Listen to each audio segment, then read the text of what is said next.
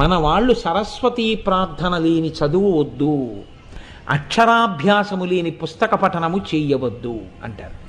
అక్షరాభ్యాసం చేస్తే ఏం నేర్పుతామండి? మనం అక్షరాభ్యాసం చేస్తే ఓం నమ శివాయ సిద్ధం నమః అని రాయిస్తారు. అక్షరము అంటే నాశనము లేనిది. నాశనము లేని దాన్ని పట్టుకున్నవాడు నాశనము లేని స్థితికి వెళ్ళాలి.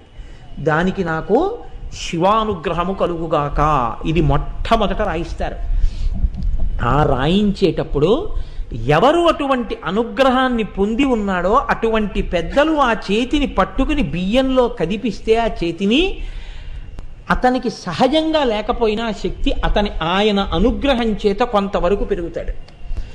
లేదా ఒక్కొక్కచో ఆయన కటాక్షం అలా ఉందనుకోండి, ఏమో పూర్ణమైనటువంటి స్థితిని పొందినా పొందొచ్చు సరస్వతి అనుగ్రహాన్ని.